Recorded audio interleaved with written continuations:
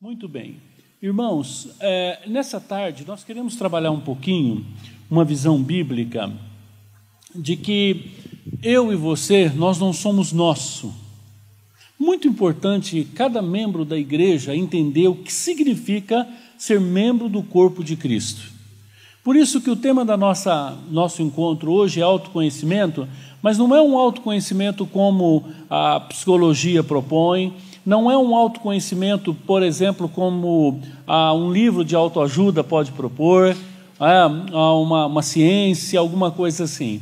A nossa ideia é de que você se perceba no corpo de Cristo. Você entenda qual é a sua parte, qual é a sua função, qual é o seu dom, em qual ministério você vai servir. Irmãos, a riqueza do corpo de Cristo, quando o Espírito Santo, Efésios vai falar isso, que o Espírito Santo capacita a igreja para o ministério, é muito importante nós entendermos a riqueza dos dons e ministérios. Uma das coisas mais fantásticas da igreja é essa beleza, essa variedade de dons, de capacidades que Deus dá a cada um. Então, quando Deus nos coloca no corpo de Cristo, Deus tem dentro dessa perspectiva, nós temos uma atividade ministerial. Nós já falamos um pouco sobre isso, né? Já entramos um pouco nesse assunto, e hoje à tarde a gente vai aprofundar um pouco isso. Daqui a pouco a gente vai ter uma atividade, uma dinâmica, e vamos até fazer um teste. Você vai se conhecer um pouquinho, se perceber um pouco nessa situação. Eu queria apenas ler um versículo da Bíblia. Queria ler um versículo da Bíblia que para mim fala muito ao meu coração. Efésios capítulo 4.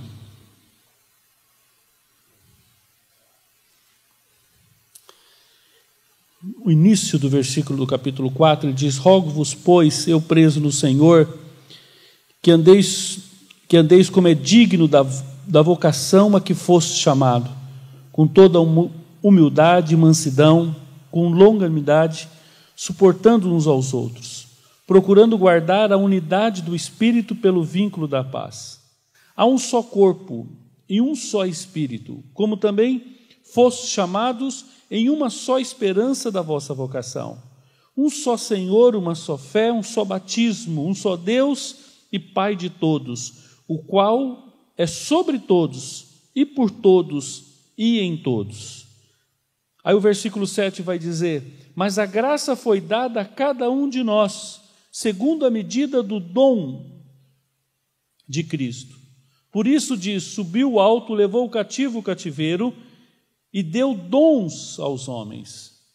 Ora, isto ele subiu, que não também antes tenha descido às partes mais baixas da terra? Aquele que desceu é também o mesmo que subiu acima de todos os céus, para cumprir todas as coisas. E ele mesmo deu uns para apóstolos, outros para profetas, outros para evangelistas, outros para pastores e doutores, ou pastor-mestre.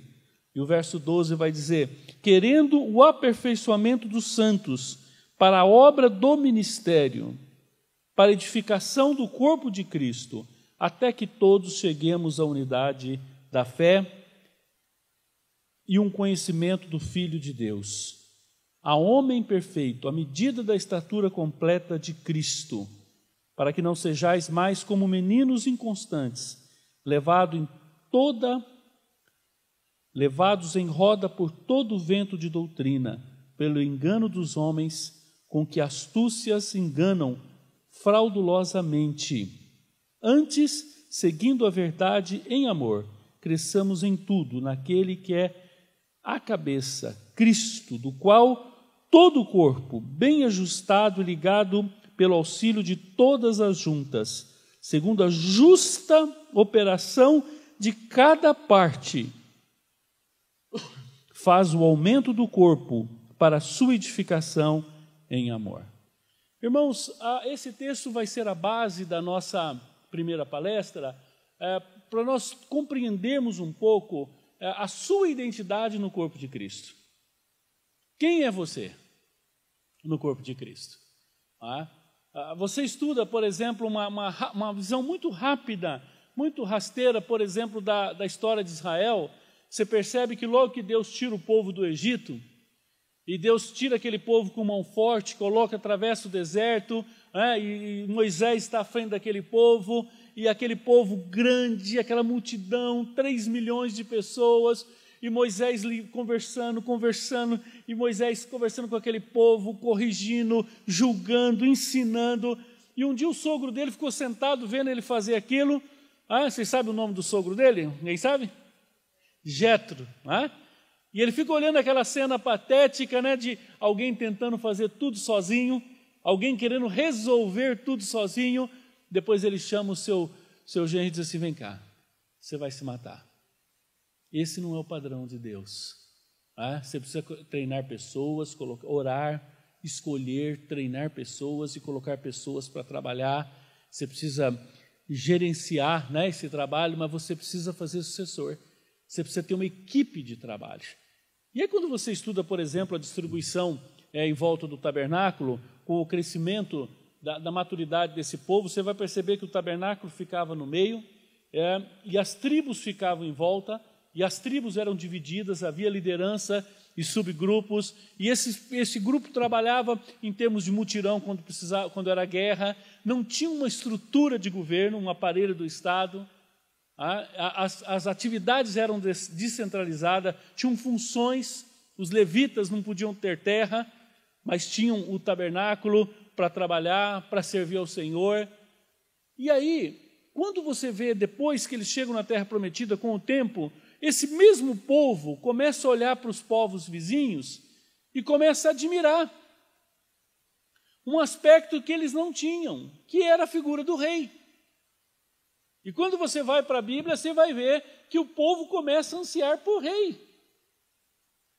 E o desejo daquele povo é que aquela estrutura que Deus tinha feito, descentralizada no sistema tribal, onde as pessoas, todos participavam, todos tinham essa atividade, agora há um anseio para ser igual ao mundo. Impressionante o coração, né? E aí Samuel começa a chorar, né, a sofrer, vai até Deus, diz: Deus, eles querem um rei, eles não querem mais que eu seja o líder espiritual deles.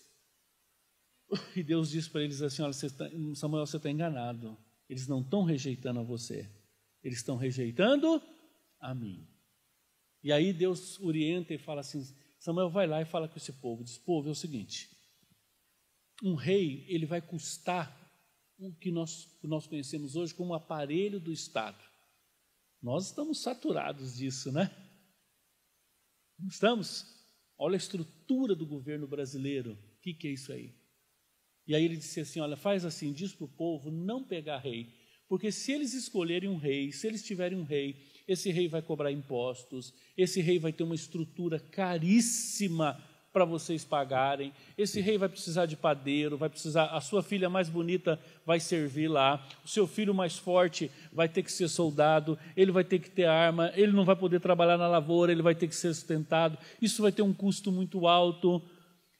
E aí Samuel vai e fala tudo isso para o povo, mas mesmo assim o povo fala: eu quero um rei, eu quero um rei, nós queremos rei. E aí vem Saul e a história, né, dos reis, e os irmãos percebem que daí descentraliza tudo no rei, e eles ficam na mão do rei. O rei é bom, o povo vai bem, o rei é ruim, o povo vai mal, e fica nessa a dinâmica, né, da história de Israel, fica nesse sentido. Quando chega no Novo Testamento, irmãos, tanto Jesus como os apóstolos, eles têm um ministério descentralizado. Eles têm um ministério onde as pessoas são treinadas, onde as pessoas recebem treinamento. Paulo fala claramente isso em Timóteo, em Tito. Há uma orientação: olha, treina pessoas, o que de mim recebeste. E pensa bem, e Paulo recebeu de quem? De Barnabé. Paulo é treinado por Barnabé. E quem que treinou Barnabé? Jesus. E aí Paulo está dizendo: ó, Timóteo, eu treino você, aí você treina outros homens, esses homens treinam outros e que vão treinar outros. Infelizmente, irmãos, na história da igreja, estou fazendo uma viagem bem rápida com vocês aqui, quando chega no ano 300, a igreja cresce muito, E toda aquela estrutura de culto nos lares, de culto com formação, liderança plural, dons e ministérios, isso se perde. Isso se perde. E é nesse processo, quando vem o sistema papal, isso volta. E o modelo do sistema papal da Igreja Católica é o mesmo modelo monárquico. Um papa, um rei, centraliza tudo, e aí mais uma vez a história da Igreja, né, de Cristo, ela fica refém de ter um bom papa, e aí vocês, quem já leu um pouco da história da Igreja, sabe que rumo que isso toma até 1500. Aonde as pessoas passam a ser passivas na Igreja. Irmãos, isso foi tão grave, isso foi tão longe, que a missa, até algumas décadas atrás, pelo menos 40 anos atrás, há 4 décadas atrás, em muitos lugares no Brasil, a missa era rezada pelo padre de costa em latim. Agora, já imaginou que programão gostoso, gente? Você já imaginou que coisa participativa, atrativo, né? Vocês reclamam que às vezes não entendem uma mensagem, né? Não entendem uma música? O povo era totalmente passivo. Quando Lutero chega, quando Lutero começa a perceber aquela realidade triste, ele já está fazendo o seu mestrado, não tinha lido a Bíblia ainda, né, em teologia, e quando ele visita Roma, e ele vê a construção da basílica, e aquele dinheiro sendo arrecadado, e o povo ignorante, cego, a única coisa que o povo podia fazer é dar dinheiro. Só isso, mais nada. E aí, irmãos, nesse processo, nesse período, obrigado, irmão. Nesse período, Lutero vem com a reforma, e quem estudou um pouco mais detalhado a reforma, você vai perceber, se você estudar, que um dos postulados é o sacerdócio universal de todos os crentes. Uma das maiores heranças da reforma foi a Bíblia ter saído da mão dos papas, dos padres, e ir para o povo.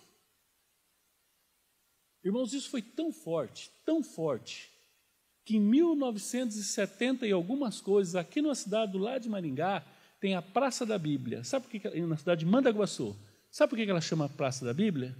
Porque no final da década de 70, o padre mandou recolher todas as Bíblias da cidade, fez uma pilha e tacou fogo. E muitas cidades fizeram isso, muitas. Porque havia uma orientação, né, do Vaticano, de que a Bíblia era como uma dinamite, uma bomba que não podia ir na mão do povo. Quem tinha que estudar a Bíblia era só os padres. A gente chama esse processo, irmãos, na história da teologia, de o processo onde o clero ascende, né, e há uma divisão não bíblica entre clero e laicato. Né? Esse conceito que foi muito forte na década de 80 e 90 na Igreja Católica, e muitas igrejas evangélicas entraram nisso também. Irmãos, infelizmente, há muitas igrejas evangélicas que o modelo, a estrutura da igreja é o mesmo dos papas e o mesmo da monarquia. Não é? O pastor decide tudo, faz tudo sozinho, resolve, trabalha tudo, e os membros são apenas espectadores. Aliás, não são mais crentes, são clientes que precisam ser agradados. Aliás, hoje nós tivemos uma crise muito profunda nessa área, ao ponto de que para muitas igrejas o melhor crente, o crente nota 10 é aquele que vai só domingo à noite e oferta, só. Não faz mais nada, não pergunta mais nada, não participa de mais nada e está bom. Obviamente que isso é um conceito antibíblico e errado. Bom, aí a gente vai para um texto desse aqui. Quando nós olhamos esse modelo, você vai dizer, mas não é assim mesmo, não é o pastor que dirige a igreja? Nós precisamos entender, irmãos, o que é o dom de liderança, o ministério de liderança, o encargo de governo. Alguns irmãos Deus chama para tomar decisões, para liderar, tudo precisa ter uma liderança. Agora, isso não quer dizer que o serviço da igreja deva ser feito por alguns. Irmãos, por falta de compreensão desse texto aqui e esse rápido panorâmico histórico que nós fizemos, muitos crentes são privados de desenvolver o seu ministério. E quando Deus nos capacita, quando somos batizados no corpo de Cristo, quando recebemos o Espírito Santo de Deus, todos nós, sem exceção, nós temos dons e ministério. Nós temos serviços. Agora, entenda bem, nós já falamos aqui, né? Mas é muito importante você entender o que é um ministro. O que é um ministro? A palavra ministro, o que significa? Diácono, servo. Então, a dinâmica da igreja, ela é um pouco diferente da dinâmica do mundo. No mundo as pessoas entram como um faxineiro, vai caprichando, logo ele chega na gerência. Há pessoas que pensam que a igreja é assim também, né? Vou começar lá como membro, vou dando uma caprichadinha, orar um pouco mais, ajudar, evangelizo aqui, apoio o pastor ali, daqui a pouco eu estou dando até um aviso, cantando no louvor, daqui a pouco eu estou pregando, daqui a pouco eu sou pastor, daqui a pouco eu estou mandando nesse negócio. De como se fosse uma escada por produção. Irmãos, isso não é reino de Deus. No dia que você se converte, quando você é batizado com o Espírito Santo, quando você recebe a ação do Espírito, você é inserido, você é batizado no corpo de Cristo. E ao ser batizado no corpo de Cristo, você é capacitado com dons de ministério. Então, todos nós temos um chamado. A igreja, chamado na igreja não é para um. Ah, não, aquele irmão lá tem chamado. Irmãos, isso não tem na Bíblia. Não, aquele lá tem um chamado, aquele irmão tem um chamado. Todos nós temos um chamado. O teu chamado não é menor que o meu. Nem o meu é maior que o seu. A diferença são os lugares aonde Deus quer te usar. E a figura mais rica que Paulo vai usar para falar isso é qual? Do corpo de Cristo. Do corpo de Cristo. Bom, essa rápida introdução, para a gente situar um pouco qual é o nosso lugar no corpo de Cristo, qual a visão que nós temos, irmãos, isso muda tudo em termos de igreja. Primeiro que aí a gente começa a ficar livre desses conceitos, por exemplo, de que igreja é lugar de assistir, e a gente começa a ficar como avaliador da igreja, olha, isso está bom, isso está ruim, porque quando nós falamos da igreja, nós não estamos falando de algo lá, nós estamos falando daqui. Sou eu, é você. Tá? Há um versículo em Coríntios capítulo 6, verso 19, que diz o seguinte, que vós sois, o texto está falando de pureza moral, está falando de prostituição, mas ele vai chegar uma hora que ele vai dizer, não sabeis que vós sois o quê? Quem lembra? Vós sois o templo do Espírito Santo. Irmãos, quando nós pensamos em templo do Espírito Santo, quando o Novo Testamento foi escrito e a perspectiva bíblica de templo do Espírito Santo, com o passar dos anos, e especialmente hoje, com o individualismo, com a visão hedonista que nós temos, com o isolamento, né? Cada um tem a sua vida, a gente chama desse processo de privatização, há uma torção ou uma distorção do conceito de templo do Espírito Santo. Vou falar alguma coisa aqui que talvez você assuste. Você sabia que você não é o templo do Espírito Santo? Pastor, o senhor acabou de falar que vós sois o templo? Eu sou ou não sou? O que vocês acham? Vocês acham que nós somos o templo? Eu sozinho aqui, eu sou o templo do Espírito Santo? Você já viu muita gente falar isso? Não, eu sou o templo do Espírito Santo, né? Muita pretensão, né, irmãos? O que nós somos?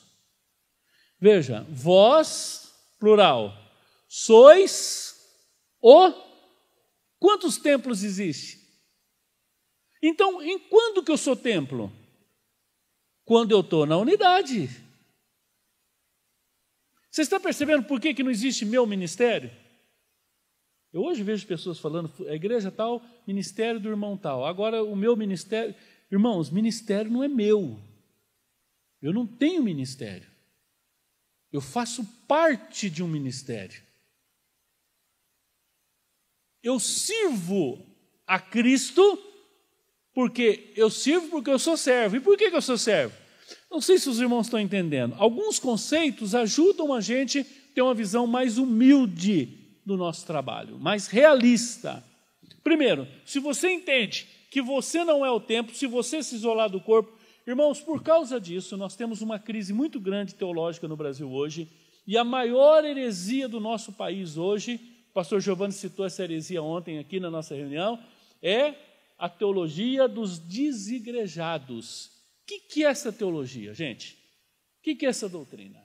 São pessoas que creem que não precisa estar ligado, ser submisso ou trabalhar em nenhuma igreja.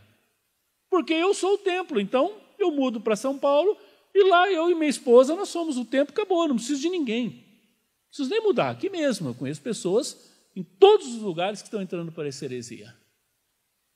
Essa é uma distorção do conceito de corpo de Cristo. Irmãos, quanto templo existe? Um só. A hora que você descolar do corpo, a hora que você desgrudar do corpo, a hora que você romper com o corpo, você deixa de ser templo. Eu gosto muito da figura de Pedro, né? Pedro no capítulo 2, 1 de Pedro capítulo 2, ele começa a trabalhar aquele conceito do templo. E se alguém que tinha um conceito de uma espiritualidade templista, ou seja, tudo acontecia no templo, era Pedro. Judeu.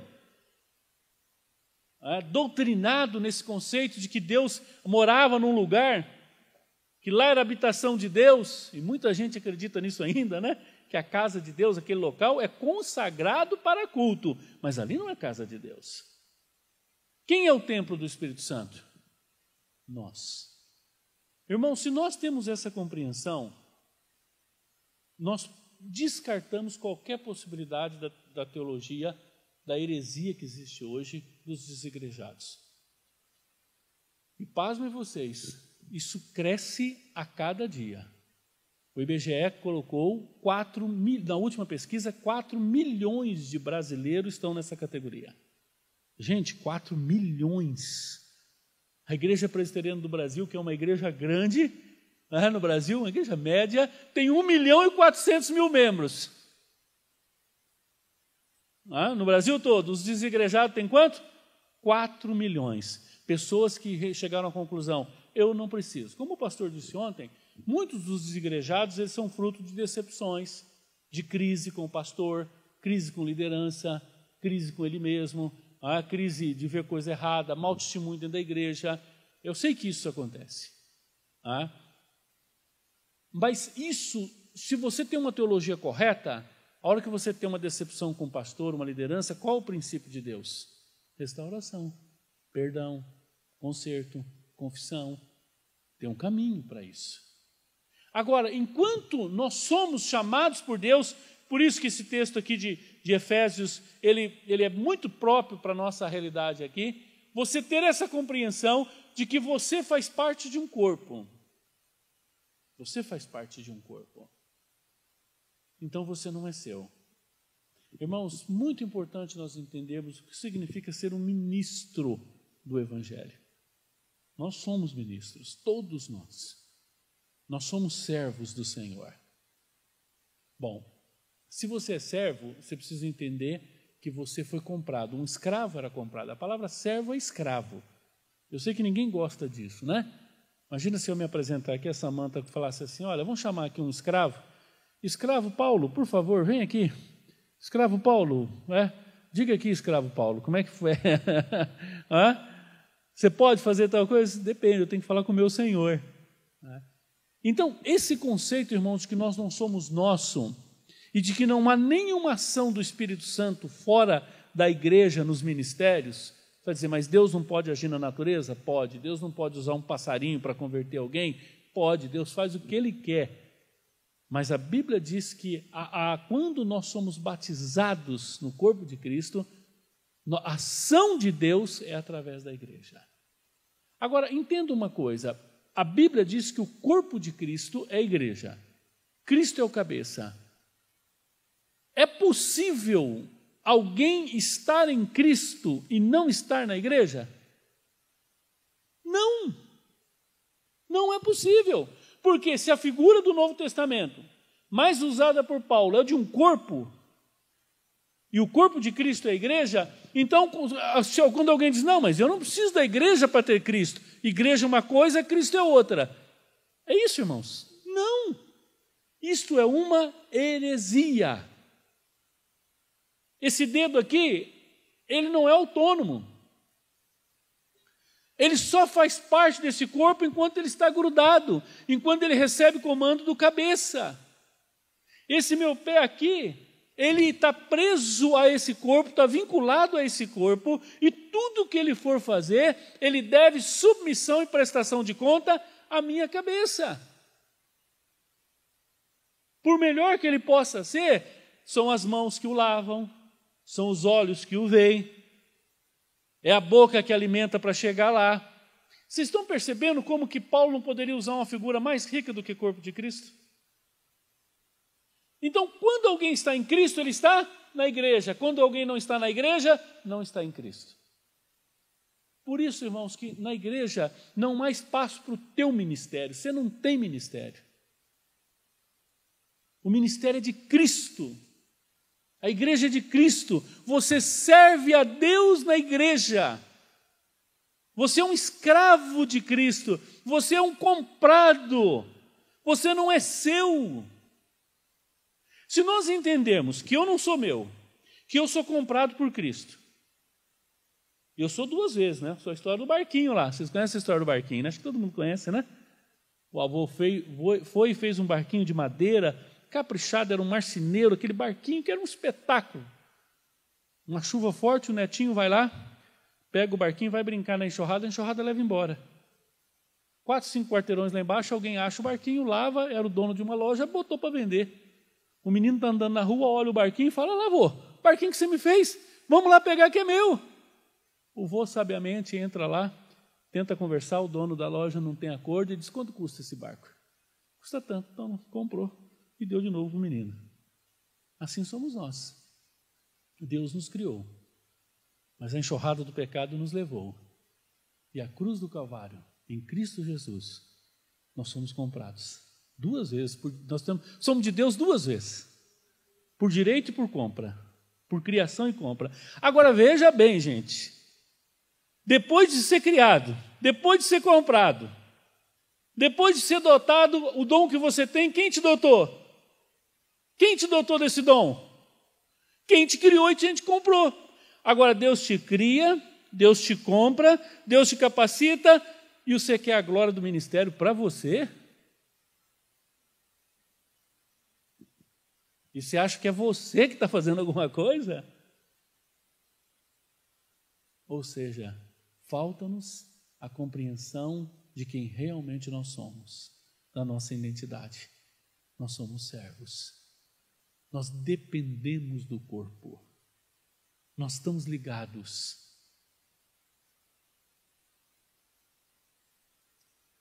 Irmão, a hora que você achar que é você que está fazendo alguma coisa na igreja, a hora que o orgulho começar a subir no teu coração ou no meu, nós somos candidatos a uma derrota profunda, a uma queda que só Deus para nos levantar. Vocês percebem que esse texto está dizendo que quando o corpo está ajustado, quando nós nos sujeitamos a Cristo, quando nós dependemos do Espírito, quando nós vivemos esse propósito do corpo, o serviço, o ministério é visando a glória de Deus, é visando a edificação do corpo, é feito o tratamento para cada um. Né? Você vai exercer aquilo que Deus te chamou para você fazer no corpo de Cristo. Agora, você percebe que tudo isso é feito na igreja. E quando eu falo igreja, eu não estou falando da Rotary lá, né? Aquele prédio lá, não. Que lá não é igreja. Você achar que aquilo ali é igreja, você está totalmente equivocado. Aquilo é um local de reunião consagrado a Deus. Esses dias eu estava na minha sala lá em Arapongas, já faz um tempinho, 1 ano e pouco. Aí um pastor conhecido nosso, amigo, chegou e trouxe um outro pastor que eu não conhecia. Era uma terça-feira, eu estava estudando, eu tenho a prática de estudar às manhãs, né? Aí ele chegou lá e falou, ô pastor, que bom, sabia que você ia estar aqui, aquela conversa toda. Aí ele disse, pastor, o senhor está muito ocupado aí, mas mostra a igreja para o pastor tal aqui. Eu falei, não vai dar, hoje não tem como mostrar a igreja para ele. Ele falou, rapaz, para o que você está fazendo aí, desce lá, vai lá, mostra a igreja para ele. Eu falei, não tem como. Porque a igreja está estudando, a igreja está trabalhando, a igreja está limpando casa, a igreja está em hospitais, a igreja está na rua, viajando. No domingo ele vê um pouco aqui, dá para ter uma ideia. Mas a igreja mesmo eu nunca vou conseguir mostrar para ele. Eu não sei se os irmãos estão entendendo. Quando você tem um conceito correto de quem é você no corpo de Cristo, e por isso que o nosso curso hoje aqui é autoconhecimento, de dons e ministério. Quando você tem esta compreensão aqui, isso te leva, por exemplo, à humildade, a entender que o irmão que está fazendo algo diferente do que você está fazendo,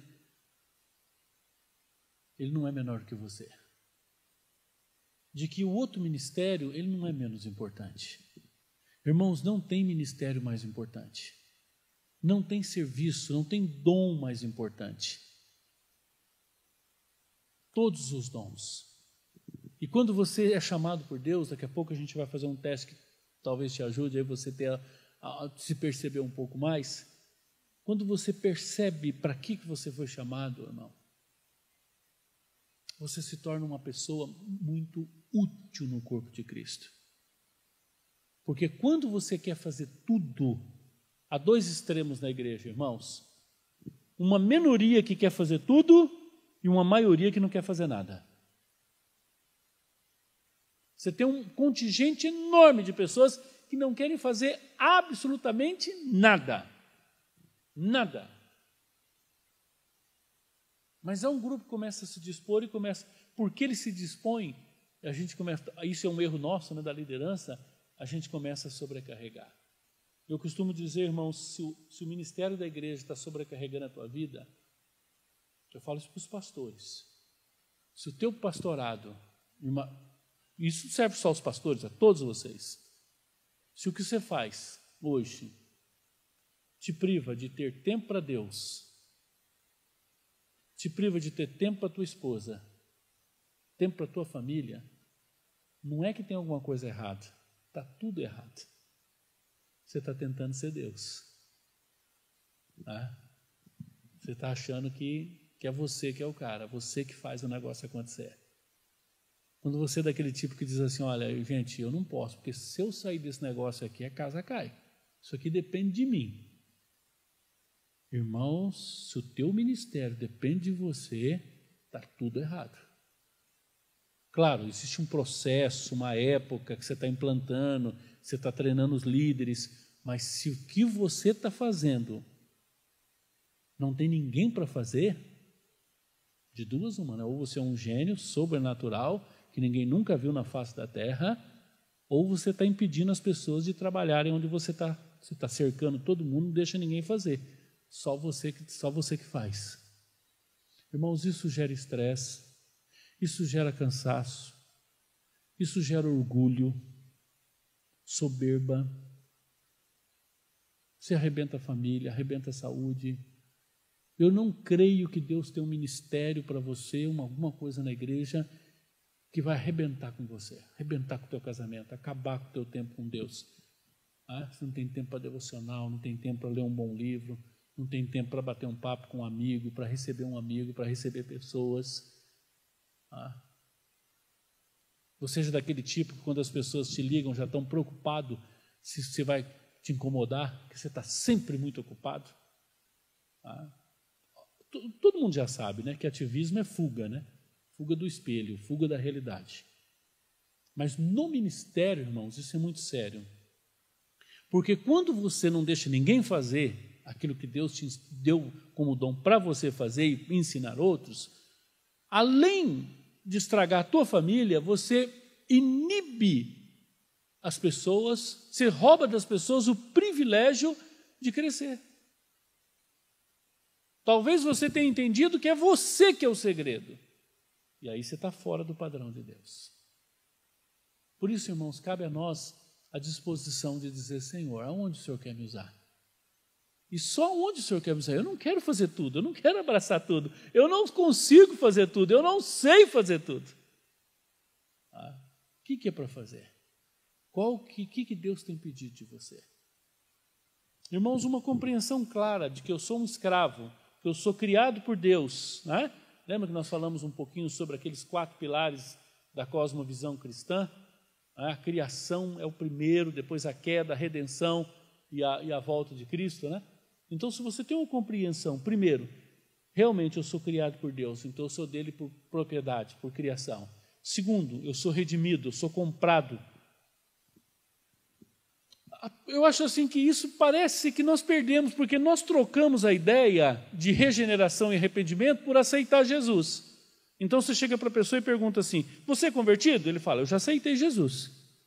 Dá até a ideia de que Jesus estava lá fora, na chuva, no sol, né? no vento, e você bondosamente abriu o teu coração e botou Jesus para dentro, né?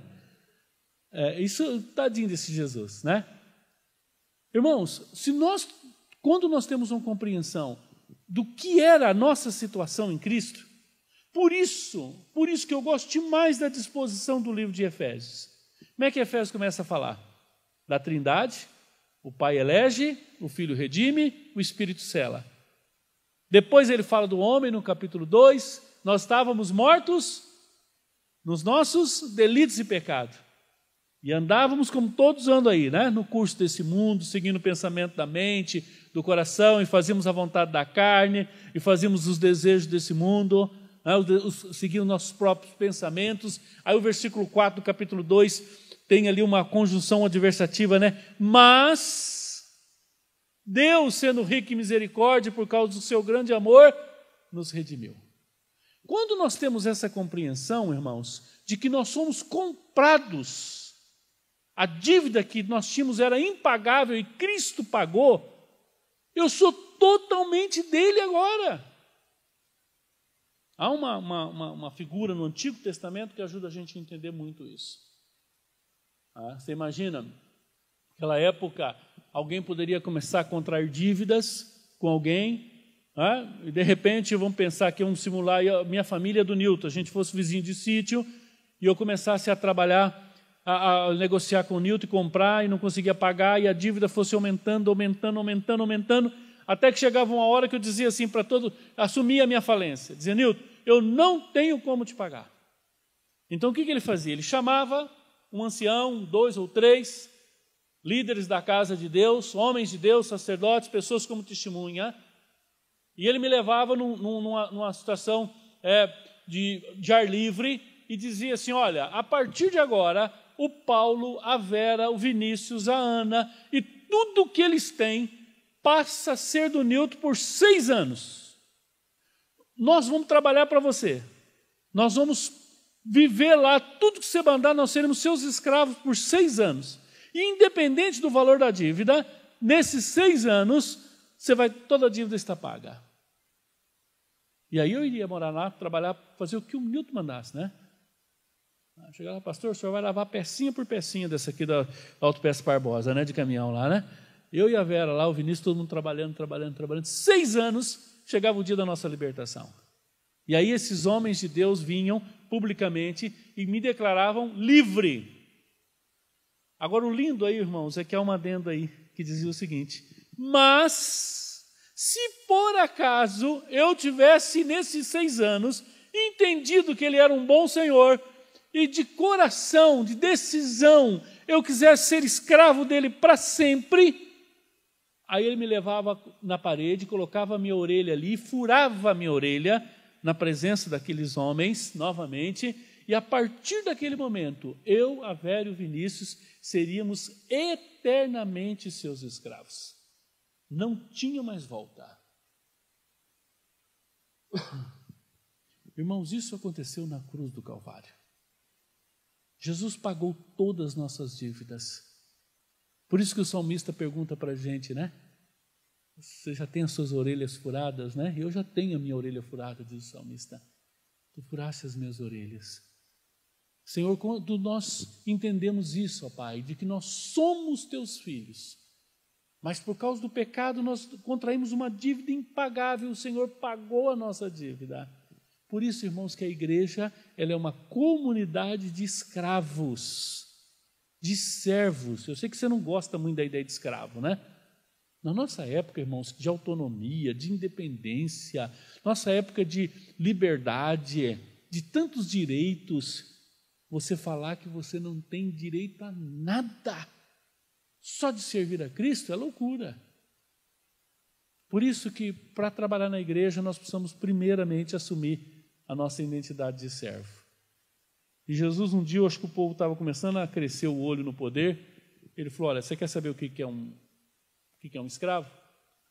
Escravo é aquele que trabalha o dia inteiro, junto com você ou para você, chega em casa, coloca uma toalha, lava teus pés, vai para a cozinha, cozinha, vem, coloca a mesa, espera você comer, aí você vai dormir, aí ele vai lá, o que sobrou ele come e depois ele vai dormir.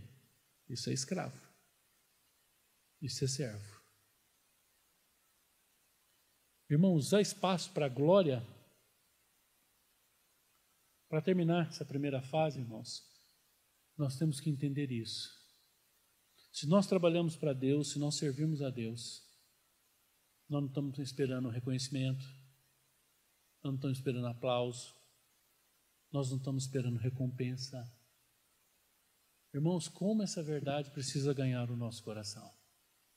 Como eu e você precisamos ter uma convicção plena de que eu sou um escravo de Cristo, eu sou um servo, eu sou um membro do corpo de Cristo. Eu não tenho essa autonomia que eu acho que eu tenho, de fazer o que eu quero na igreja. Eu faço aquilo que o meu Senhor me chamou e me capacitou. Amém? Curva a sua cabeça, vamos orar.